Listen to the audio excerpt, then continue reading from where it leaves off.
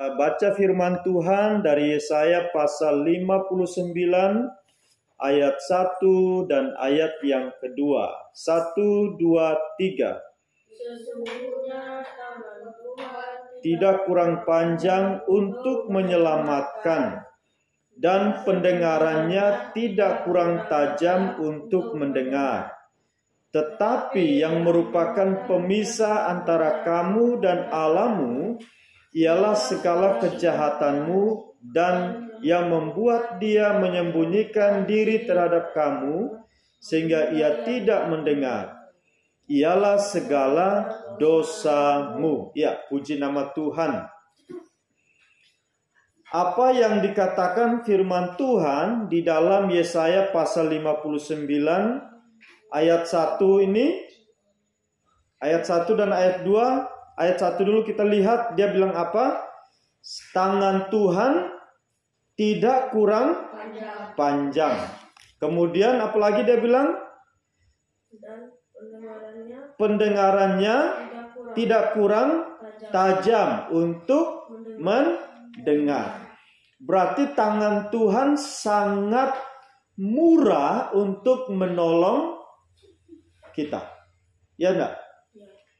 Kemudian pendengaran Tuhan sangat tajam. Ayo perhatikan sini.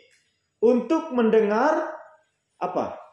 Seruan doa kita. Saat kita berdoa, Tuhan mendengar. Saat kita memuji Tuhan, Tuhan juga mendengar. Saat kita dalam keadaan sulit, Tuhan juga sebenarnya siap menolong. Tetapi yang jadi masalahnya adalah kenapa seringkali ada orang dalam kesulitan, ada orang dalam kesusahan, ada orang dalam penderitaan, kemudian dia berdoa, dia memohon, tetapi Tuhan tidak mendengar dan Tuhan tidak menolong. Apakah Tuhan tidak bisa mendengar doanya? Ataukah Tuhan sengaja tidak mendengar? Apa? Ayat 2 bilang apa? Ayat 2 bilang apa? Yang merupakan pemisah antara kamu dan Allahmu ialah apa? Apa? Yang membuat kita terpisah dengan Allah itu apa? Kita? Iya, segala kejahatanmu. Ya kan? Kejahatan kita lah yang membuat Allah menyembunyikan diri. Kenapa Allah menyembunyikan diri? Malu. Kenapa Allah menyembunyikan diri?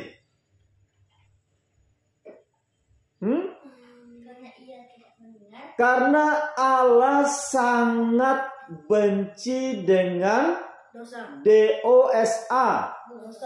Iya, dosa.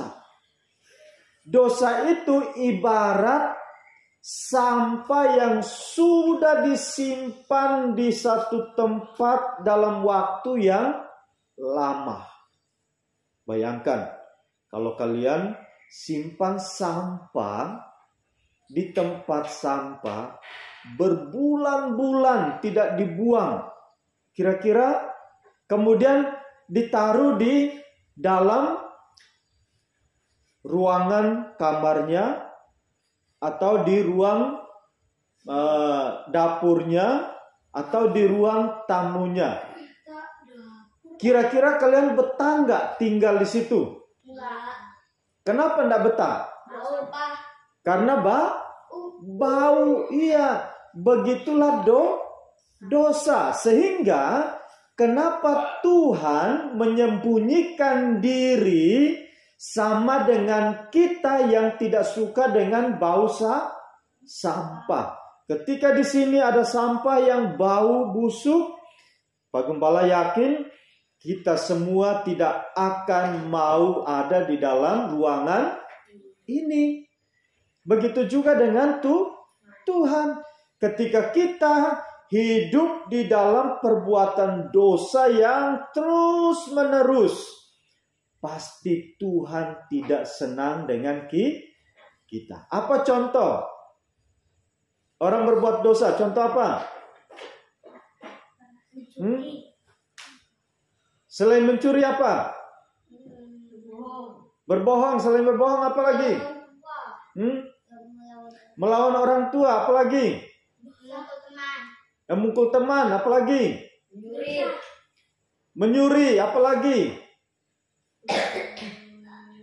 Apa lagi?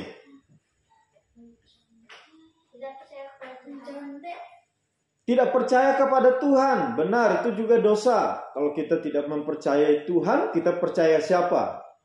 Ya kan? Pasti kita percaya hantu. Padahal Tuhan bilang apa? Jangan ada padamu Allah lain di hadapanku. Nah, jadi kalau Tuhan bilang jangan ada padamu Allah lain di hadapanku, berarti kita hanya boleh menyembah siapa? Tuhan. Nah, jadi kalau kita mau Tuhan menolong kita, maka kita harus apa? Bertobat dan jangan berbuat dosa lagi. Kenapa? Karena dosa memisahkan kita dengan Allah.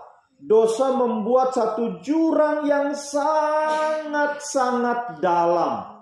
Sehingga barang siapa hidup dan berbuat dosa dan tidak mau bertobat, jurang itulah yang memisahkan kita dari Allah. Sehingga Allah tidak bisa menolong kita karena ada bau busuk yang membuat Allah tidak bisa mendekat kepada kita. Ingat itu, oke? Tapi kalau kita bertobat dan kita percaya Tuhan dan kita tidak lagi melakukan dosa, maka Tuhan akan menolong kita saat kita berseru kepada Tuhan melalui doa. Nah, sekarang yang kedua, kenapa Tuhan tidak mau mendengar doa kita? Selain kejahatan kita, apalagi yang dikatakan di sana? Dosa. Iya, segala dosa. Berarti dosa itu, berbuat dosa itu sangat fatal bagi Tuhan. Berbuat dosa itu sama juga dengan apa? Orang yang makan narkoba. Pernah dengar enggak orang makan narkoba? Pernah enggak? Yang ngisap narkoba pernah dengar enggak orang cerita? Kemudian juga minum minuman keras, alkohol. Kemudian apa lagi? Pernah enggak dengar orang korupsi? Pernah. Ya, korupsi itu apa sih? Mengambil uang. Ya. Mengambil sesuatu yang bukan Miliknya. haknya. Jadi seandainya Pak Gembala titipkan uang melalui lawai untuk dikasih ke Linit. Uangnya 100.000. Iya. Kemudian lawai ambil 50.000. Lalu dia bilang sama Linit, ini uang dari Pak Gembala 50.000 untuk kamu. Padahal yang Pak Gembala kasih berapa? 100.000. Lawai korupsi berapa ribu? 50.000. Nah, itu adalah perbuatan dosa. Lawai hanya boleh ambil kalau Pak Gembala bilang apa? Lawai, ini Pak Gembala punya uang 100 ini. Pak Gembala mau kasih kamu 50.000 dan 50.000-nya Pak Gembala titipkan untuk kamu kasih ke Linit. Nah, baru boleh. Tapi kalau Pak Gembala bilang jangan ambil, berarti sepenuhnya 100.000 itu harus dikasih ke Linit. Jangan dipotong 1.000 pun jangan. Kenapa? Karena itu perbuatan yang disebut korupsi. Tahu korupsi? Iya.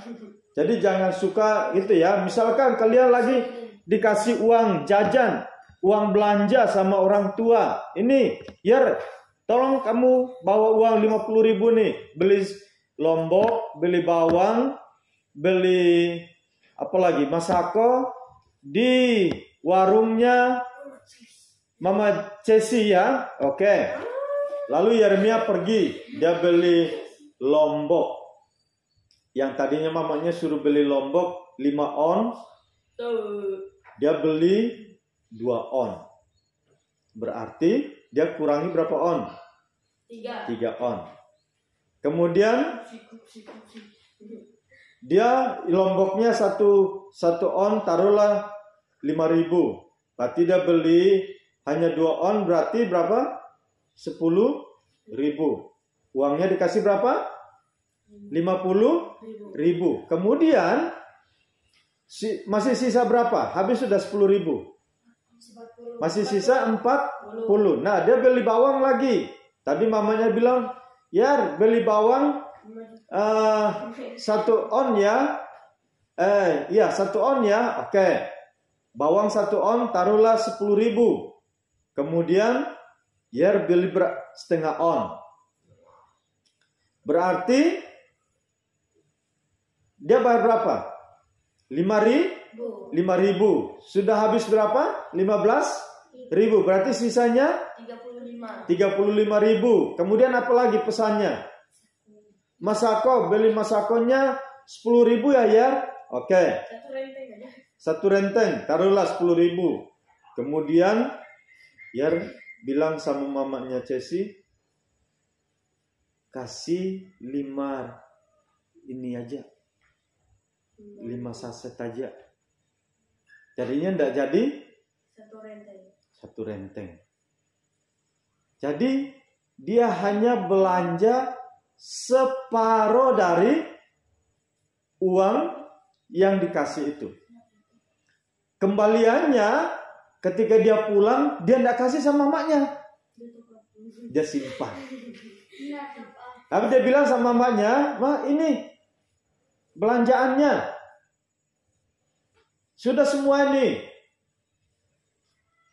Uang yang 50.000 tuh sudah saya beli semua." Padahal ada kembaliannya.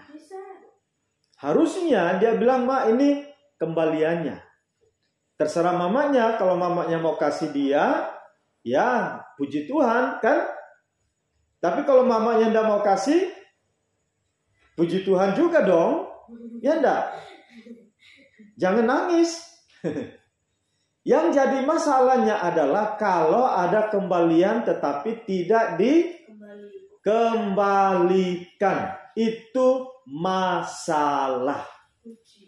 Itu namanya praktek korupsi mulai dari kecil. Dari sejak kalian ada di rumah. Nanti kalau kalian misalkan jadi camat, jadi bupati, jadi gubernur, jadi menteri, jadi presiden, pasti kalian akan melakukan yang namanya korupsi. Kenapa? Karena sudah terbiasa berbohong dari kecil. Di rumah berbohong, di sekolah berbohong. Ayo dengar sini. Dengan teman-temannya suka berbohong. Nah, ketika dia besar, dia bekerja, dia juga akan suka berbohong.